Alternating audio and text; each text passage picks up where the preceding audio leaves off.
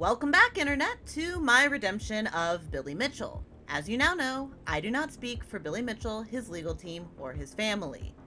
Wow, this one took me a while, only because the case of Jace is rather dense and something I had to do a decent amount of research on to verify facts and form my own opinion for this video.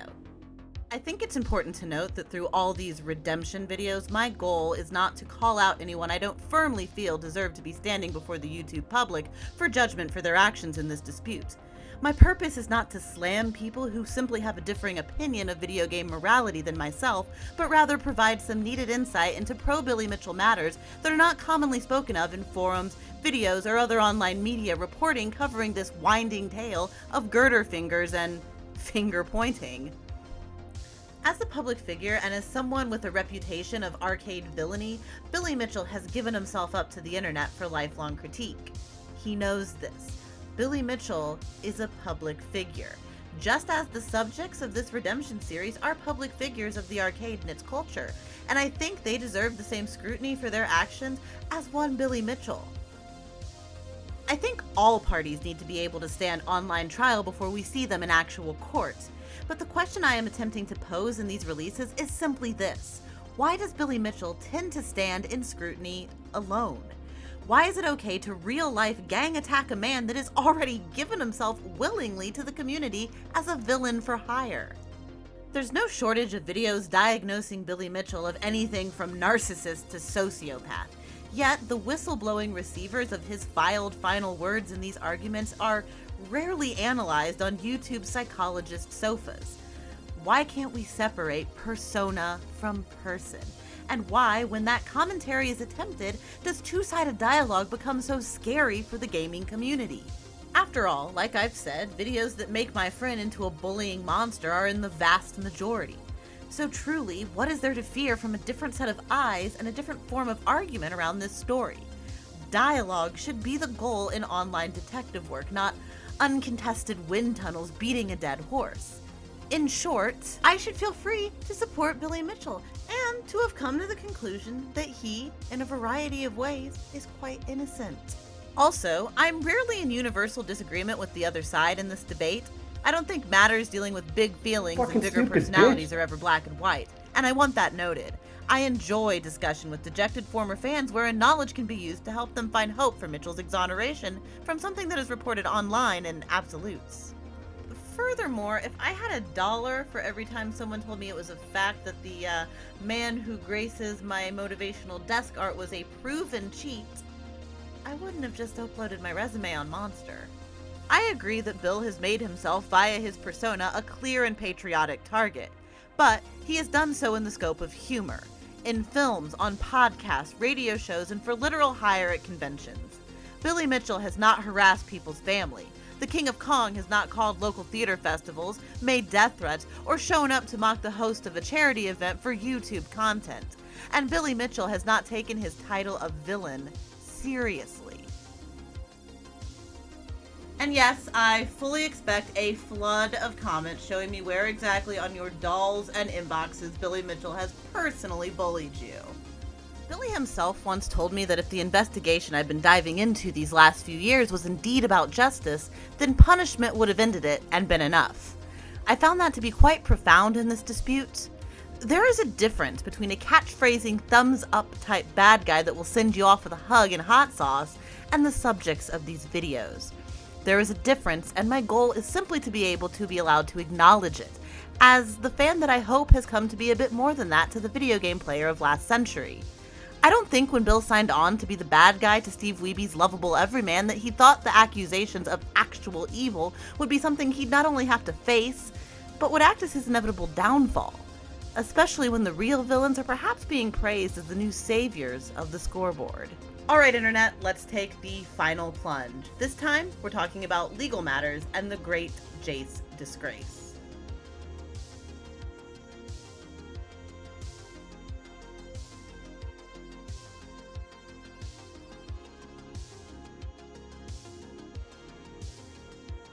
In respect to my friend and his legal team, I am going to only discuss topical legal matters or matters that have been misrepresented online. Also, if we're honest, Jace himself, as well as other side quest lawsuit recipients, have made most of the legal paperwork around this case, or others, easy to access for your personal perusal, should you be a diver of online rabbit holes like myself. You can also look them up in their respected states of public record. If you have time to leave your comment rant, you have time to peruse court documentation made available to you, if you ask me. If you get struck by something, go out and research it. I can lead you to my personal conclusion, but I'm not leading you to yours. It's not my job to find answers to the questions you are personally seeking, sometimes to justify the conclusions you've already come to. The purpose of this section is to first establish how Mr. Hall can spin doctor a story, even if he posts paperwork, and how not so reputable reporting can affect public online opinion in a fast and dangerous way, because so many only want the summary video from credible sources, many of whom have spent less time with the King of Kong than I. First, let's talk about the nature of Billy Mitchell's lawsuit against Jace Hall and Twin Galaxies. There's been a bit of a balance in the discussion of what all is necessary to prove in a classic defamation case. But, like I've been saying since the beginning, nothing about a case as dense as this can be defined as classic. The backbone of Billy's case is not based solely in refuting technical evidence as the internet demands he do. Defamation cases have to meet 4 standards of evidence refute, and those standards are not solely disproving the initial defamatory statements. I've said since the beginning that I think Bill's case rests on the more pithy proving of negligence in Hall and Twin Galaxies, rather than Bill cracking open a cabinet and showing us his non-existent electrical engineering skills. So, let's take a look at the 4 necessary parts to prove in a legal defamation case. First, of course, is what most people are attacking Billy Mitchell's case with: the need to prove that the statement in question was knowingly false. This means that Jace Hall would have had to know that Billy Mitchell was innocent of cheating but still made the statement or assertion otherwise. Before you ask, no, that's honestly not what I believe to be the case. I do, however, think that Jace portrays to the Twin Galaxies forums a more confident belief in his and his team's work than he actually has. I am consistently reminded that Jace has never actually stated publicly that Billy Mitchell cheated. He's never used the word. Therefore, in this vein, a case against Jace should be null and void, right? But like everything else, I'm not looking into tech or technicalities. I'm looking at the psychology behind the statements. A man confident, fully confident in his decision would not need to argue semantics, nor would his support staff. If it was cut and dry and totally proven, the word cheat, rather than the damning implication, would not need to be argued. Fact is fact.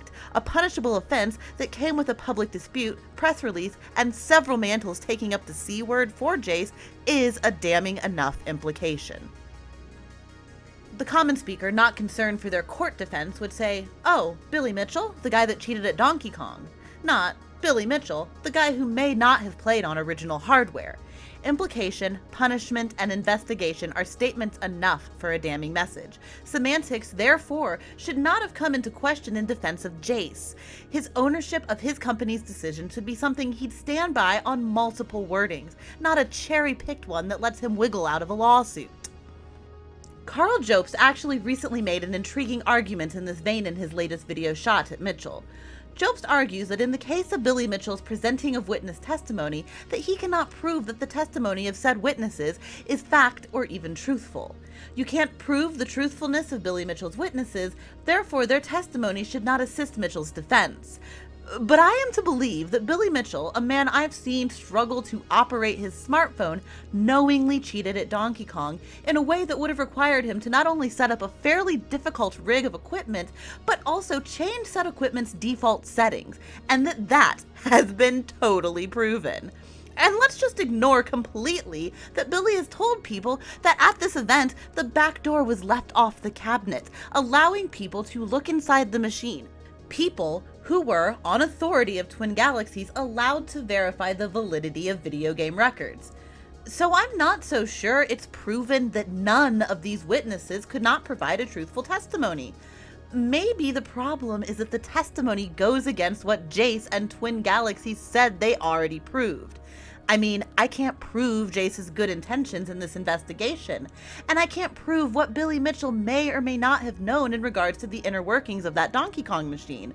So, I'd like to argue that Carl's most compelling argument in his latest video can be held in the hands of both sides. How do we know Jace was without bias? And how do we prove intention to cheat in Mitchell?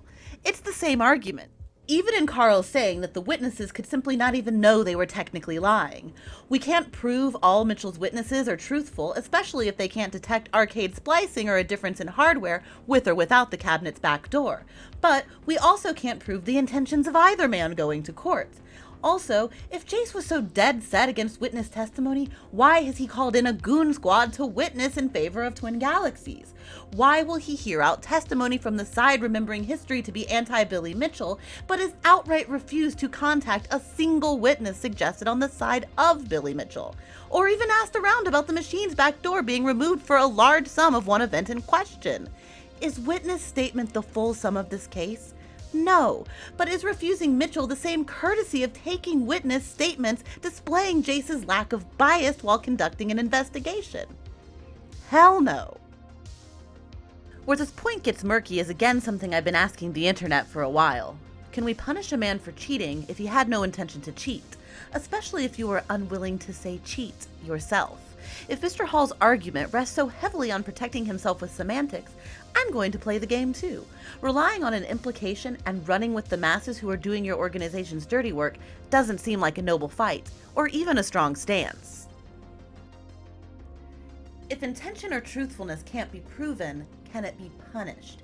If we can't prove Jace is without bias or malice, can we prove his investigation was just? Point being, in this case of human interference with technology, technical evidence isn't the only thing we should be looking at.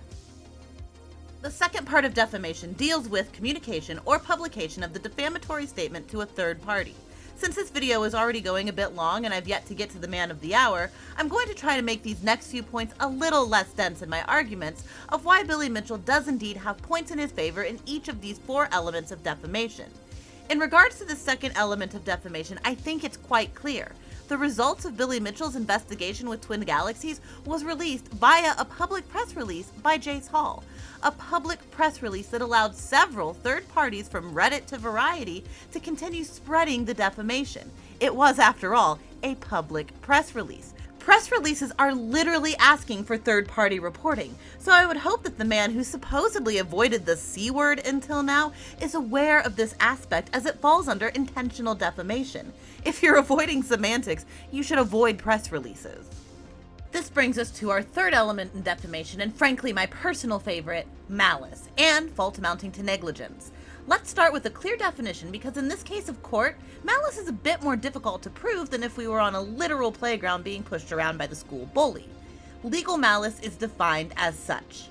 In United States law, actual malice is a legal requirement imposed upon the public figure when they file a suit for defamation. Unlike other individuals who are less well known to the general public, public figures are held to a higher standard for what they must prove before they may succeed in a defamation lawsuit. Let's unpack that a bit. I've seen no shortage of posts saying Billy Mitchell has no case. He is indeed a public figure, a status that leaves him open for critique, and a status that demands a lot of the plaintiff to prove themselves. We've even seen countersuits to Big Bad Billy Mitchell come and go when the YouTuber in question sees just how expensive these cases are and how much pre-work Billy Mitchell has had to do to get these cases filed. To say you understand the depth of a case based on online reporting of YouTube or Reddit or even the public forum statements of the defendant is rather cocky. So what comes into play with malice in regards to Billy Mitchell and Jace Hall? Well, let's read more on the term. Malice can be proven through any competent evidence, either direct or circumstantial. All of the relevant circumstances surrounding the dispute may be shown, provided they are not too remote. This includes threats, other defamatory statements, subsequent statements made by the defendant, any circumstances that indicate the existence of a rivalry, ill will, or hostility between the two parties. Yeah, this doesn't sound like these two at all.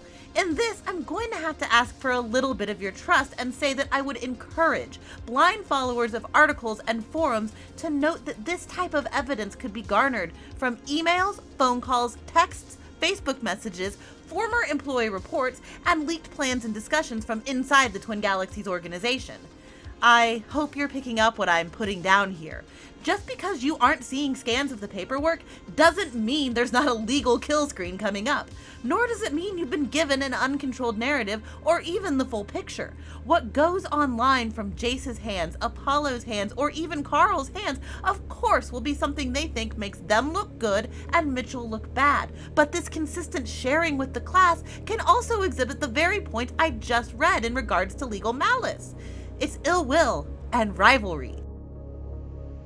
The internet has not made us stronger arguers. Hiding behind a screen and posting information on a mostly lawless public platform is not always wise, especially when you're structuring the narrative to your followers to incite an angry mob. You might be able to run the Mitchells off your forum with pitchforks and posts, but it doesn't work the same way legally. Furthermore, malice in this case can sum up to knowing negligence. Allow me again to bring up the witnesses that were never even looked into by Twin Galaxies or Mr. Hall. Mr. Hall had knowledge of them and was fully capable of reaching out to them, he just didn't. Sure, we can argue like others that this is because he's discerning and only wants evidence based in hard technical science. And sure, like I mentioned earlier, there have been intriguing and well-formed arguments in favor of not using these witnesses. I understand this point. But there's also many witnesses of varying degrees of substantiation. There's also a Nintendo engineer who verified Mitchell's board to look into. Billy has the tracking number from when he sent the board overseas. And lastly, the biggest caveat in my mind to date. Jace Hall and Twin Galaxies do not own the original physical tapes. They've been lost, in the wrong hands, and copied over the course of the company changing of guards. To me, it seems pretty negligent to say that the fullest investigation has been done when only copies of key evidence was ever in company hands. The last part of the proving of legal defamation is that the plaintiff must be able to prove damages. Like the third-party reporting clause, I think this one is cut and dry. How could you possibly claim that Billy Mitchell has not incurred damages in this dispute? Not only emotional damage incurred by himself and his family, because yes, internet, the video game villain has feelings, but also damages in regards to the demands of conventions, pre-COVID-19 of course, wanting to invite Bill and his reputation throughout his entire support community. There's also been increased hatred sent the way of his entire family due to opening a Pandora's box of questioning, so I'm not sure what else I would need to display in regard to damages incurred by Bill that are not fairly obvious. But I did feel including the discussion point would be needed, seeing that I've seen people argue that he makes up abuse that he does indeed receive from my dear friend, you, the internet. This one took a little longer than I thought. But that wraps up the 4 elements a public figure plaintiff must defend in a legal defamation case, and it also brings to light some of the pointers I feel go unnoticed when discussing the King of Donkey Kong controversy. I think with the length of this video, I'm going to take a pause and grab a beer and batten down the hatches for your comments. Thank you for watching. As I'm sure you noticed, part 3 got a little long, so I've decided to cut it into 2 sections.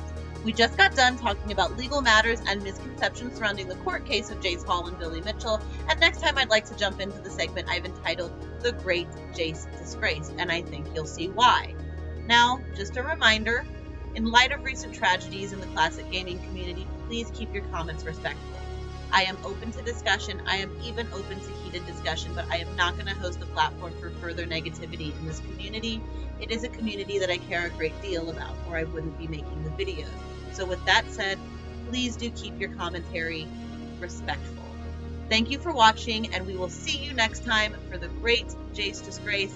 Please subscribe if you're enjoying these videos. I've been having a lot of fun making them, and we will see you next time.